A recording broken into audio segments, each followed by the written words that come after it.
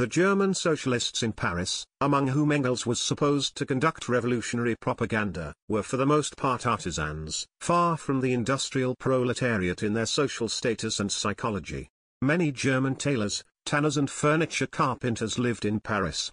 After several seasons of work, they usually went back to Germany in order to come back to Paris some time later. Many of them, including members of the Union of the Just, could not rise above the petty bourgeois living conditions surrounding them and the way of thinking corresponding to them. Individual members of the Union in Paris, especially tailors, were influenced by Whiteling's egalitarian communism. His primitive ideas in the perception of these artisans took on an even coarser form. Engels, in his letters to Marx, ridicules the endless discourses of the Whitelingians on the question of what the future society will look like, arguments that most clearly show their limited horizon and grossly simplified ideas. These tailors, Engels wrote to the Brussels Communist Correspondence Committee, its leader Marx, are truly amazing guys. Recently, they seriously discussed the question of whether it would be more convenient to attach knives and forks by means of chains. There are, however, few of them. By the time Engels arrived in Paris, the local communities of the Union of the Just were experiencing a certain confusion. An active role among the Parisian members of the Union of the Just was played at this time not by tailors, who, however, remained in the Union, organized into a separate community, but by carpenters and tanners. A peculiar form of propaganda was established in Paris. Once a week, on Sundays, the activists of the Parisian communities gathered for a discussion in order to disseminate ideas perceived at this narrow gathering at large workers' meetings that took place in taverns on the outskirts of the city.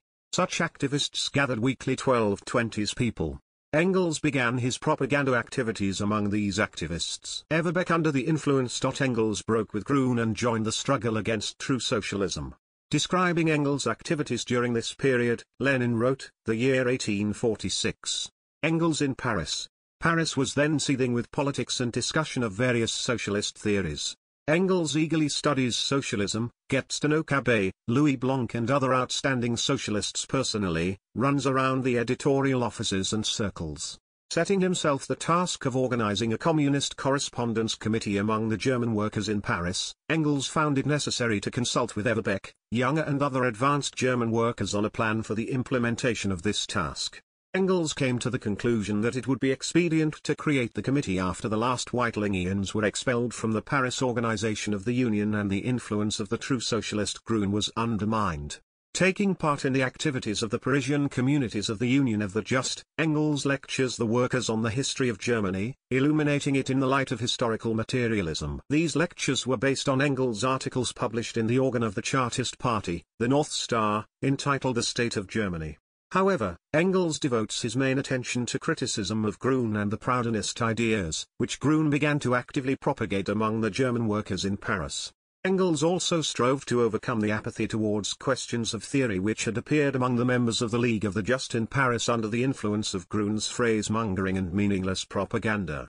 Having grouped around him the most advanced elements of the Parisian organization of the Union of the Just, among which the worker Younger soon began to play a prominent role, Engels began to speak at meetings of German workers criticizing the Proudhonist views advocated by the true socialists, Grun and Eisenman. The victory of the Proudhonist views among the German workers in Paris would mean the departure of these workers from the revolutionary proletarian movement and betrayal of communism. Proudhon by this time openly came out as an ardent enemy of revolutionary communism. In May 1846, in a letter to K. Marx, Proudhon sharply spoke out against the revolutionary methods of struggle, thereby revealing his hostility to the revolutionary views of Marx and Engels. Proudhon acted as a social healer, social combinator when he wrote, I set myself the following task, to return to society with the help of one economic combination the wealth that was taken from society due to another economic combination 1. Instead of the revolutionary reorganization of society promoted by Marx and Engels, Proudhon, remaining in the position of petty bourgeois socialism, proposed only a new economic combination, a utopian palliative, a new arrangement of elements within the same bourgeois system. Describing Proudhon's attitude to capitalism, Lenin wrote, not to abolish capitalism and its foundation, commodity production, but to cleanse this foundation from abuse, growths, etc. Not to abolish exchange and exchange value, but, on the contrary, to constitute it, to make it universal, absolute, fair, devoid of hesitation, crises, abuse. This is Proudhon's idea. What Proudhon wrote to Marx was not a tribute to a random mood, but was the main conclusion from his work System of Economic Contradictions. The Philosophy of Poverty, which came out a few months later. If the first works of Proudhon, such as What is Property, despite their scientific inconsistency, still had a certain progressive meaning, since they attacked the holy of holies of bourgeois political economy, on private property, then Proudhon's Philosophy of Poverty was undoubtedly a reactionary work. In it, Proudhon openly declares war on revolutionary democracy and proletarian communism. Proudhon's hostility to revolutionary communism manifested itself in everything, from questions of the general world outlook to the ultimate goals and objectives of the proletarian movement. In this book, Proudhon is wholly idealistic. Proudhon's anti-scientific philosophical views, his idealism, are a direct result of his failure to understand the laws of social development. Mr. Proudhon, writes Marx in a letter to Annenkopf, does not give us a false criticism of political economy because he possesses a ridiculous philosophy. He presents us with a ridiculous philosophy because he did not understand the modern social system in its cohesion. Despite flirting with dialectics, Proudhon in his Philosophy of Poverty essentially distorts, falsifies dialectics, when instead of the struggle of opposites he puts their reconciliation. Wishing to reconcile the contradictions, Mr. Proudhon, writes Marx, completely bypasses the question, is it not necessary to overthrow the very basis of these contradictions? This desire to reconcile contradictions was due to the petty bourgeois nature of Proudhon. The petty bourgeoisie, writes Marx, just like the historian Roma, is composed of on the one hand and on the other. Such is he in his economic interests, and therefore in his politics, in his religious, scientific and artistic views. Such is he in his morality, such is he in everything. He is contradiction embodied. Proudhon's petty bourgeois and idealistic understanding of dialectical contradictions was closely connected with his attitude to the class struggle taking place before his eyes. Here complete hostility to the revolutionary labor movement comes out especially openly. Proudhon, being an idealist, believed that development takes place not in material reality, but in the depths of the impersonal mind of mankind, and that only outstanding personalities are able to comprehend the innermost meaning of the development of ideas.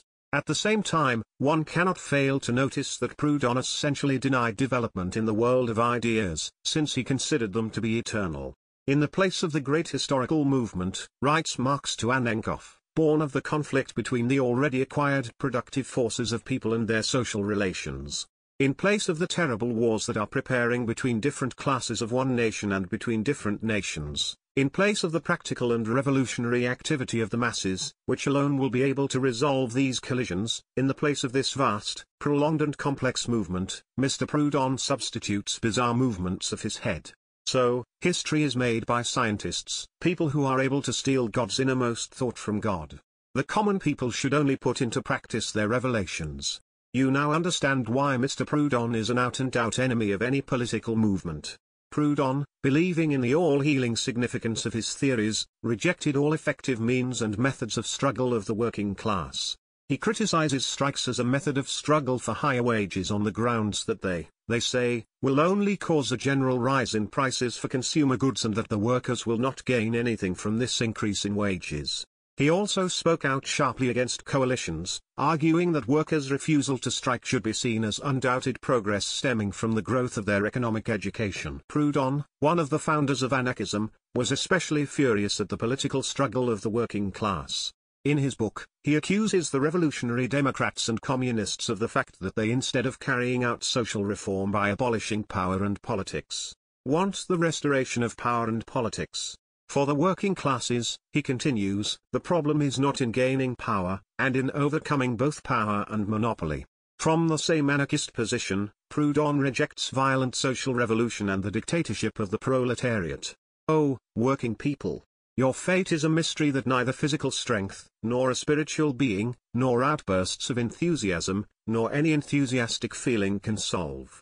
Proudhon attacks the communists for the fact that they expect the realization of their ideas from the seizure of power, that they cherish the idea of dictatorship most of all. Revealing the fundamental opposition in the views of socialists and anarchists on the question of the state, Lenin wrote, "Socialists stand for the use of the modern state and its institutions in the struggle for the emancipation of the working class, as well as for the need to use the state for a kind of transitional form from capitalism to socialism." Such a transitional form, also a state, is the dictatorship of the proletariat. The anarchists want to abolish the state, blow up it. Proudhon, echoing the bourgeois slander, accused the communists that if they seek to abolish all individuality, to restrict the rights and freedoms of the individual, wholly subordinate it to the community and society, to dissolve everything individual in it. He tried to prove that the development of society and the greatness of a nation depend only on the degree of development of an individuality, personality, only on its activity. Thus, in this question too, in the question of the relationship between the individual and the collective, the individual and the mass, the fundamental opposition between the anarchism of Proudhon and the revolutionary communism of Marx and Engels manifested itself.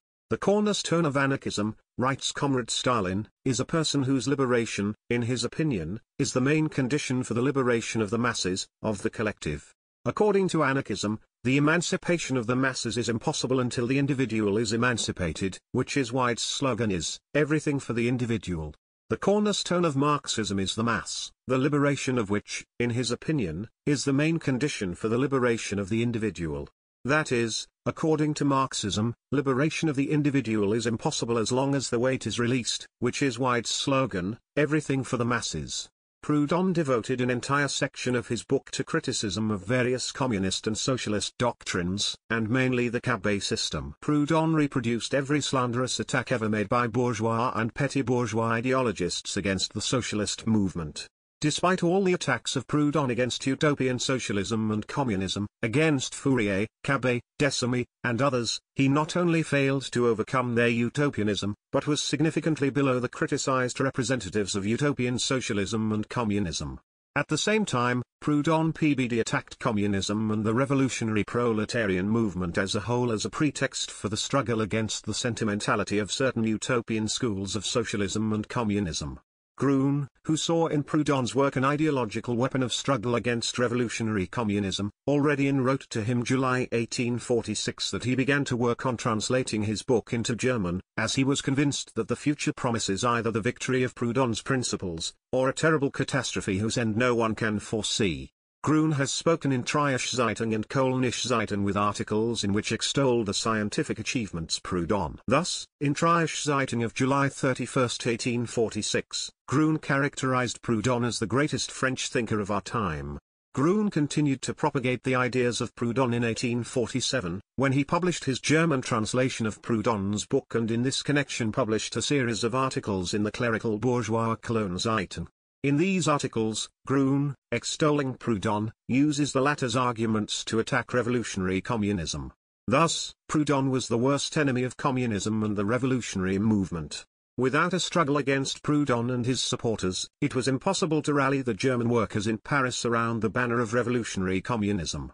The views of true socialism in combination with Proudhonism advocated by Grun took on an even more reactionary character. In his letters to Marx, Engels systematically illuminates his struggle against Grun, against Proudhonism. He exposes all the absurdity of Proudhon's new plans, about which he ironically writes, Proudhon invented an ingenious way to make money out of nothing and make workers happy. In these letters, Engels provides a masterful criticism of Proudhon's economic views. Describing the significance of these letters, Lenin points out that in them Engels, with merciless sarcasm and remarkable depth, criticizes the basic ideas of Proudhon, with which the German socialist Grun was especially worried at that time. Engels also criticized Proudhonism at meetings of German workers in Paris, promoting among them the principles of revolutionary communism. He ridiculed the absurd ideas of Proudhon's supporters, who believed that it was enough to organize between producers a direct, without the help of money, exchange of goods in accordance with the labor expended on them. It was enough to eliminate the trade intermediaries between them, as all social disasters would be immediately destroyed. This moneyless exchange of goods, according to the plan of Proudhon's supporters, was to take place in associations organized by them, exchange banks, as Proudhon later called them. The exchange banks created at the expense of the workers' small savings were to issue small shares, for which the workers could purchase an appropriate amount of goods from these banks. In his letters to Marx and in speeches at workers' meetings, Engels ridiculed Proudhon's ideas of transforming the worker into a shareholder. If the worker really could have his own savings, writes Engels, then he would not need to participate in Proudhonian associations. On the other hand, Engels argued, if the Proudhonists intend to abolish profit in their associations, sell goods at a value below the market price, and on this path successfully compete with the capitalists, then they will undoubtedly put themselves in a less advantageous position than the capitalists. For this reason, Proudhon's associations, Engels said, will share all losses with the capitalists in the market and at the same time will not enjoy their benefits, since they will not receive profits. Engels shows that the idea of labor markets, which Proudhon declared to be his greatest invention, was in fact developed long before him by the British utopian socialists. In practice, these labor markets have repeatedly gone bankrupt. With caustic irony, Engels says about the Proudhonists, these gentlemen are plotting nothing more, nothing less than to buy up all of France, then, perhaps, the rest of the world, by means of proletarian savings and refusal of profit and interest on their capital. Engels sarcastically remarks here, that it would be easier to mint 5-franc coins from the silvery rays of the moon. Engels waged this struggle against the true socialists and Proudhonism in Paris at the meetings of the Communes of the Union with all the passion inherent in a consistent proletarian revolutionary. I did not spare them, the devil take me, writes Engels, I attacked their worst prejudices, attacked them as completely non-proletarian elements. Under the influence of Groen's Philistine propaganda, the supporters of true socialism and Proudhonism from among the German artisans in Paris were imbued with such a superstitious fear of revolutionary communism that they were more willing to support any other vague theories about peaceful plans for beneficence, just not to deal with a violent social revolution. You have no idea what the demands were made by these educated Philistines, Engels wrote to Marx about these artisans. Humility, meekness, warm brotherly feelings. But I gave them a decent brainwash. In his disputes with the supporters of Groen, Engels emphasized the recognition of the need for a violent revolution in order to show on this fundamental question the anti-proletarian character of true socialism and Proudhonism. The main thing that I had to prove, writes Engels, is the need for a violent revolution and, in general, the anti-proletarian, petty bourgeois, Philistine character of Gronoff's true socialism, which has drawn new vitality from Proudhon's panacea. In one discussion, which lasted 3 evenings, when many of Groen's supporters turned to direct attacks on communism, Engels sharply demanded that the assembly vote whether its participants are communists or reject communism. In the latter case, Engels declared, he had nothing to do at this meeting. This decisive formulation of the question caused confusion among the true socialists, who for a long time hid their essentially anti-proletarian and anti-communist theories under the guise of vague and sentimental phrases about communism. In response to this demand from Engels, they suggested that he give a definition of what communism is, hoping that Engels would enter into a detailed explanation of the structure of the future communist society, and in this way it would be possible to accuse him of utopianism. Engels guessed this maneuver. I gave them then, Engels writes to the Brussels Correspondent Committee, Marx, the simplest definition, which, without leaving the framework of the issues discussed, included the requirement of community of property, and thus kind of excluded, like any peace, gentleness and respect to the bourgeoisie and to the bourgeoisie, so the answer given by Engels was the subject of discussion for 2 evenings. As a result, the assembly declared itself communist. Of the 15 workers present, only 2 remained loyal to Groen, while 13 voted in favor of Engels' wording.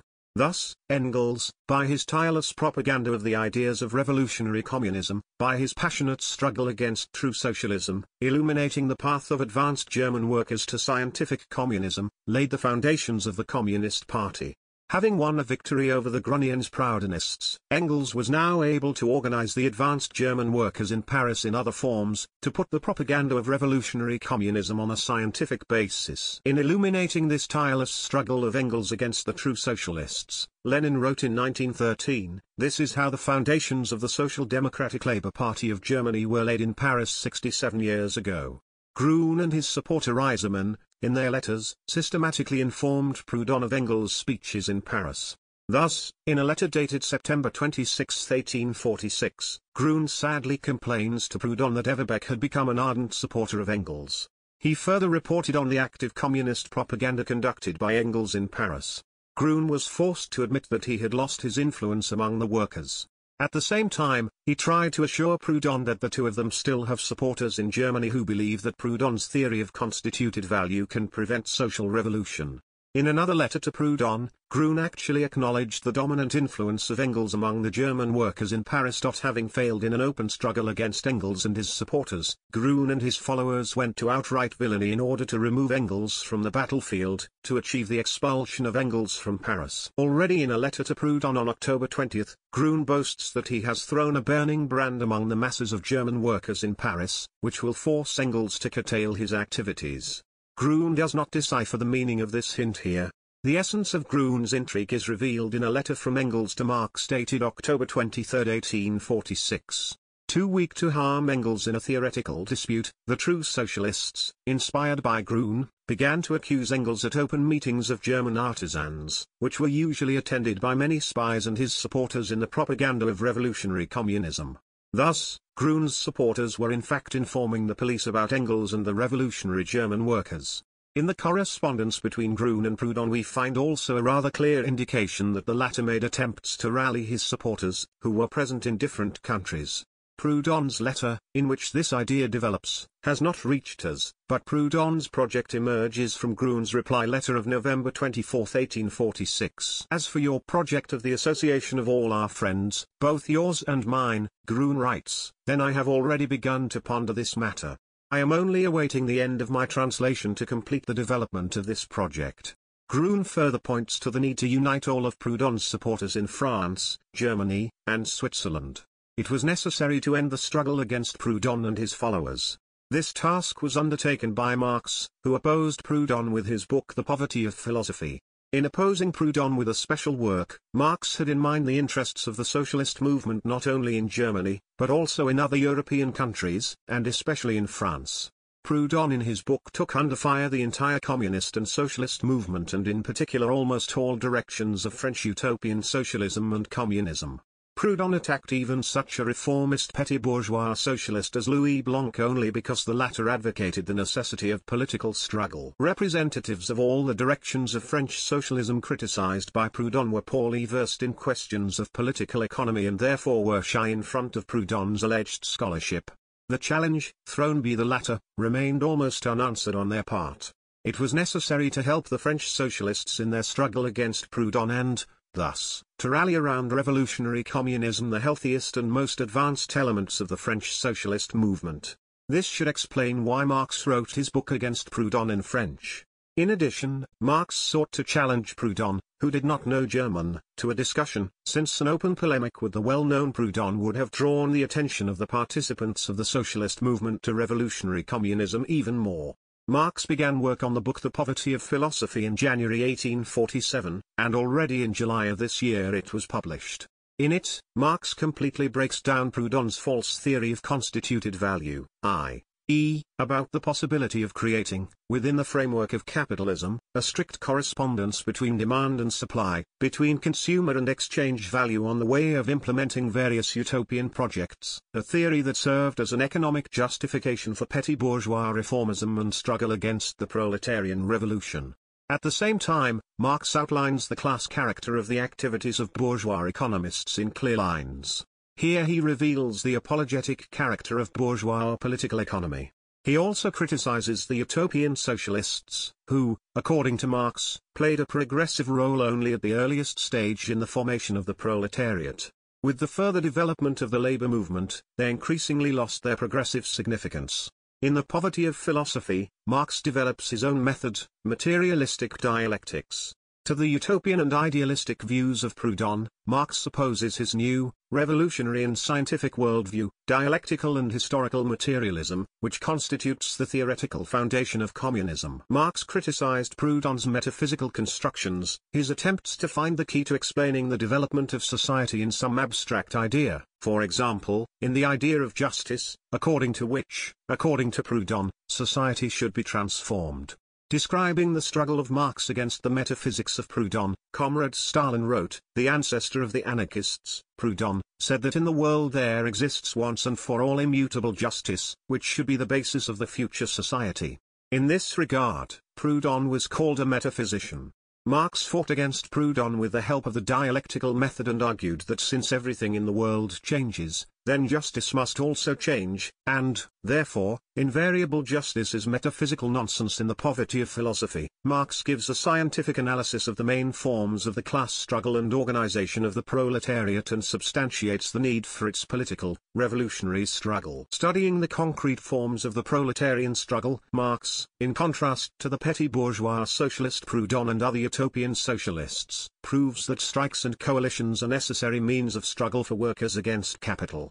As these coalitions embrace more and more masses of workers and direct them to fight not against individual capitalists, but against the entire bourgeois class as a whole, the struggle of the working class acquires a political character. In this struggle, writes Marx, all the elements for the coming battle unite and develop. Having reached this point, the coalition takes on a political character.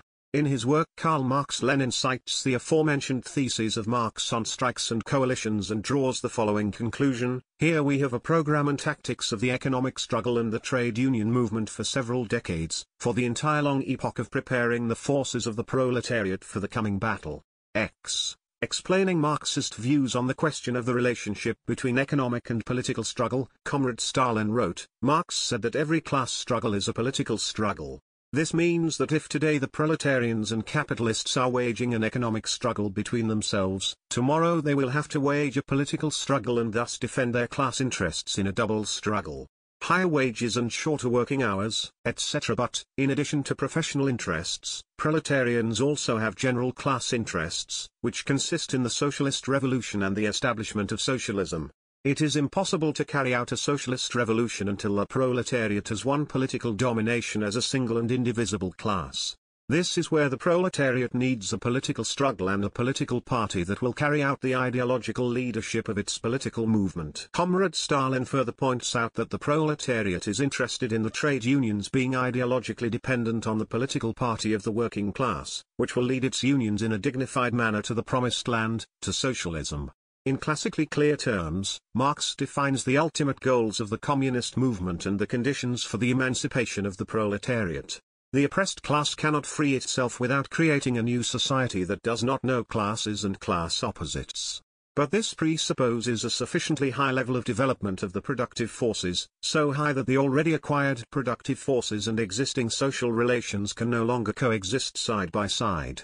Since the decisive productive force is the revolutionary working class itself, the emancipation of the working class also means the end of the old society. This emancipation of the proletariat and the transition to a new social order can only be accomplished with the help of a violent revolution.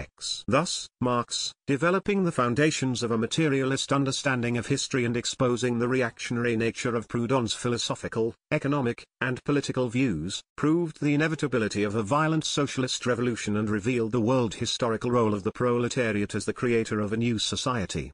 The struggle of Marx and Engels against the Whitelinians, the true socialists, and against Proudhon was of international importance. While criticizing these sects, Marx and Engels at the same time subjected to ideological defeat all trends of utopian and petty bourgeois socialism. Analyzing the historical significance of utopian socialism and the struggle of Marx and Engels against it, Comrade Stalin gave in his article The Russian Social Democratic Party and Its Immediate Tasks a deep description of utopian socialism and its fundamental flaws.